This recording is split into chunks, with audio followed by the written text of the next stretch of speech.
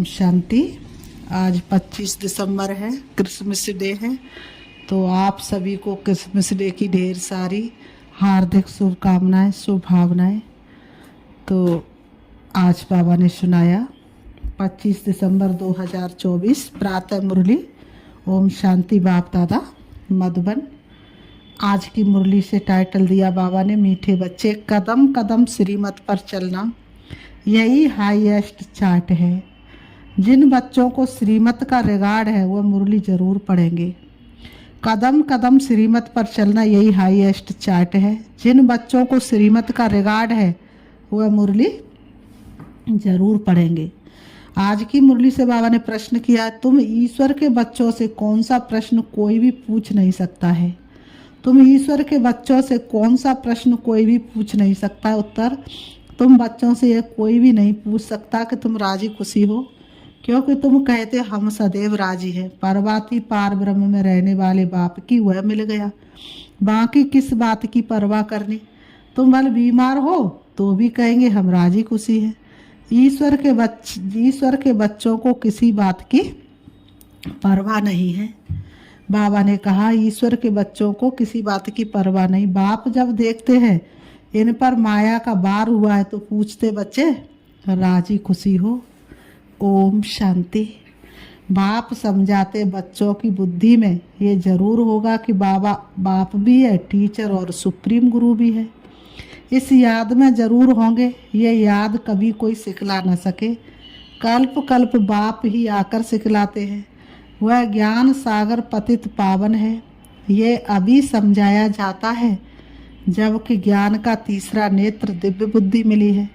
बच्चे भले समझते तो होंगे परंतु बाप को ही भूल जाते हैं। तो टीचर गुरु फिर कैसे याद आएगा। माया बहुत ही प्रबल है जो बाप के तीनों रूपों को ही भुला देती है। कहते हम हार खा गए, यूँ तो कदम कदम में पदम है, परंतु हार खाने से पदम कैसे होंगे। देवताओं को ही पदम की निशानी देते हैं। देवताओं के पैर में क्या दिखाते, पदम।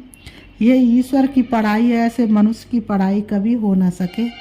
पल देवताओं की महिमा की जाती है, फिर भी ऊंचे ते ऊंचे एक बाप है। बाकी उनकी बड़ाई क्या है। बाबा ने कहा बाकी उनकी बड़ाई क्या है। आज गदाई कल राजाई। अभी तुम पुरुषार्थ कर ये बन रहे हो। जानते इस पुरुषार्थ में फेल बहुत होते हैं। ज्ञान तो बहुत सहज है, फिर भी इतने थोड़े पास होते हैं। क्यों। माया घड़ी घड़ी भुला देती है, इसलिए थोड़े पास होते हैं। बाबा ने कहा बाप कहते अपना चार्ट देखो, परंतु लिख नहीं पाते हैं। कहाँ तक बैठ लिखें। अगर लिखते भी है तो कभी आप, अगर लिखते भी तो कभी अप कभी डाउन। हाईएस्ट चार्ट उन्हों का होता है जो कदम कदम श्रीमत पर चलते हैं। बाप तो समझेंगे, इन विचारों को लज्जा आती है। बाबा ने कहा बाप तो समझते इन विचारों को क्या होती है, लज्जा आती होगी। चार्ट लिखने में इन विचारों को लज्जा आती होगी, इसलिए चार्ट लिखते नहीं हैं। तो बाबा ने कहा तो इन विचारों को लज्जा आती है। बाबा ने कहा नहीं तो श्रीमत अमल में लानी चाहिए। 1-2% मुश्किल लिखते हैं, श्रीमत का इतना रिगार्ड नहीं है। मुरली मिलती है तब भी नहीं पढ़ते हैं। उन्हों को दिल में लगता तो जरूर होगा, बाबा कहते तो सच है। हम मुरली नहीं पढ़ते तो औरों को क्या सिखलाएंगे। बाप तो कहते मुझे याद करो तो स्वर्ग के मालिक बनो। इसमें बाप भी आ गया, पढ़ाने वाला भी आ गया, सदगति दाता भी आ गया। थोड़े थोड़े अक्षर में सारा ज्ञान आ जाता है। यहाँ तुम आते ही हो इसको रिवाज करने। भल बाप भी यही समझाते, क्योंकि तुम खुद कहते हो हम भूल जाते हैं, इसलिए यहाँ आते रिवाज करने। भल कोई करते भी है तो भी रिवाज नहीं होता, तकदीर में नहीं है। तो तदबीर भी क्या करे। तदबीर कराने वाला तो एक ही बाप है, इसमें कोई की पास खातरी भी नहीं हो सकती। बाबा ने कहा उस पढ़ाई में तो चलो ट्यूशन भी पढ़ा दो अलग से, लेकिन इसमें तो कोई की खातरी भी नहीं हो सकती। उस पढ़ाई में तो एक्स्ट्रा पढ़ाने के लिए टीचर को बुलाते हैं। ये तो तकदीर बनाने के लिए सबको एक रस पढ़ाते हैं। बाबा तो सबको एक रस पढ़ाते, एक एक को अलग अलग कहाँ तक पढ़ाएंगे।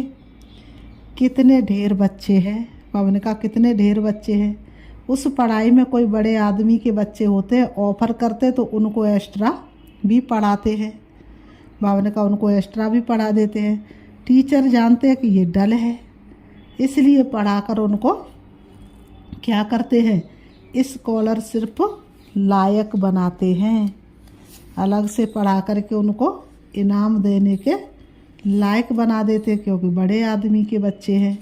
बाबा कहते हैं ये टीचर ऐसा नहीं करते हैं, ये तो सभी को एक जैसा पढ़ाते हैं। एक्स्ट्रा पुरुषार्थ माना टीचर कुछ कृपा करते हैं, भले ऐसे तो पैसे भी लेते हैं। बाबा कहते खास टाइम दे पढ़ाते हैं, पैसे एक्स्ट्रा लेके खास टाइम दे पढ़ाते हैं, जिससे वह जास्ती पढ़कर होशियार होते हैं।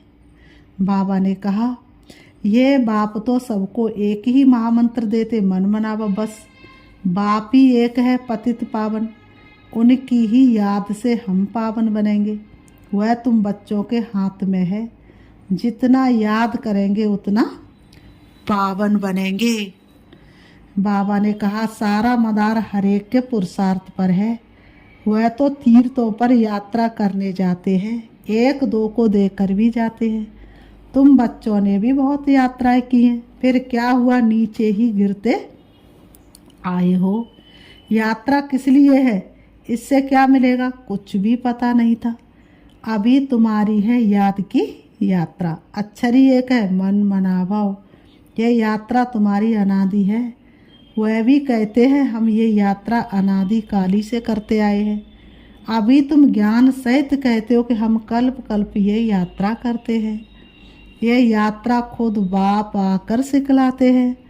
उन यात्रियों में कितने धक्के खाते हैं, कितना शोर होता है। यह यात्रा है डेड साइलेंस की। एक बाप को ही याद करना है, इससे ही पावन बनना है। तुम्हें बाप ने ये सच्ची सच्ची रूहानी यात्रा सिखलाई है। वह यात्राएं तो तुम जन्म जन्मांतर करते ही रहे हो, फिर भी गाते हैं। क्या गाते हैं, चारों तरफ लगाए फेरे फिर भी दूर रहे हरदम भगवान से। तो वास्तव में काशी कावा में भटकते रहे, लेकिन भगवान तो परम धाम का रहने वाला है। यात्रा से आकर फिर विकारों में गिरते तो क्या फायदा। अभी तुम बच्चे जानते हो ये है पुरुषोत्तम संगम युग, जब कि बाप आए हैं। एक दिन सभी जान जाएंगे कि बाप आया हुआ है। भगवान आखिरी में मिलेगा कैसे, ये तो कोई भी नहीं जानते। कोई तो समझते कुत्ते बिल्ली में मिलेगा, क्या इन सब में भगवान मिलेगा। कितना झूठ है, झूठ ही खाना, झूठ ही पीना, झूठ ही रात बिताना। इसलिए ये है ही झूठ खंड। सचखंड स्वर्ग को कहा जाता है। भारत ही स्वर्ग था, स्वर्ग में सब भारतवासी थे। आज वही भारतवासी नरक में है। ये तो तुम मीठे मीठे बच्चे जानते, हम बाप से श्रीमत लेकर भारत को फिर से स्वर्ग बना रहे हैं। उस समय भारत में और कोई होता ही नहीं, सारा विश्व पवित्र बन जाता है। अभी तो कितने ढेर के ढेर धर्म है। बाप सारे झाड़ की नॉलेज सुनाते हैं, तुम्हें फिर से स्मृति दिलाते हैं।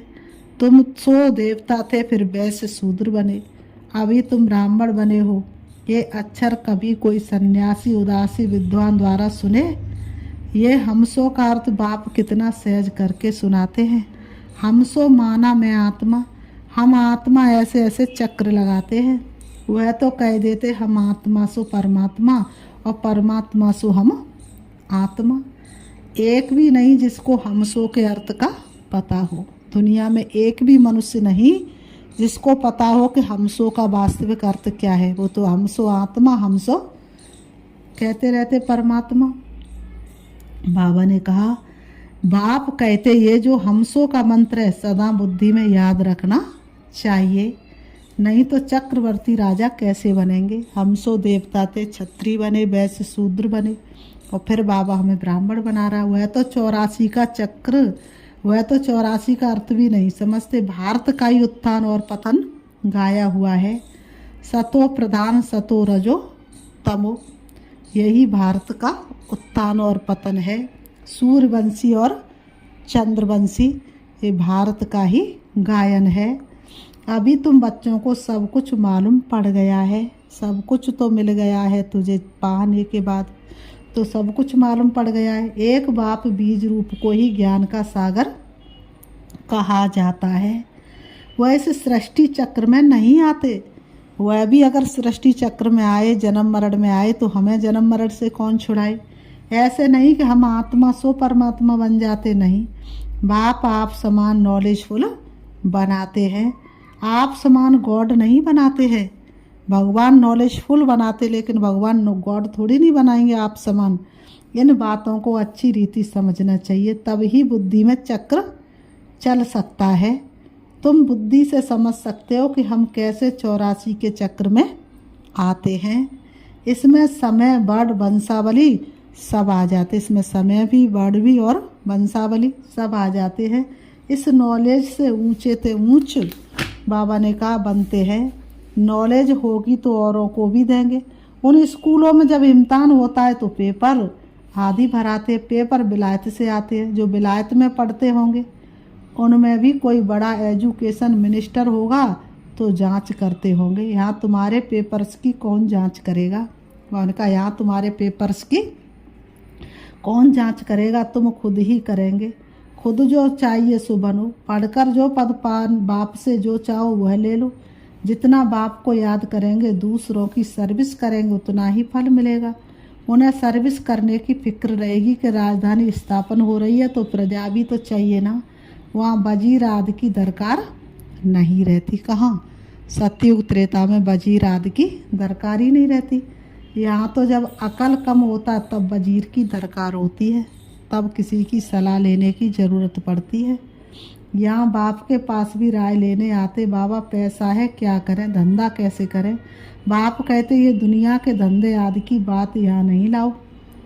बाबा कहते दुनिया के धंधे आदि की बात यहाँ नहीं लाओ, यहाँ तो मैं तुम्हें सिर्फ पढ़ाने के लिए आया हूँ। पढ़ाई पढ़ो और मनुष्य से देवता बनो।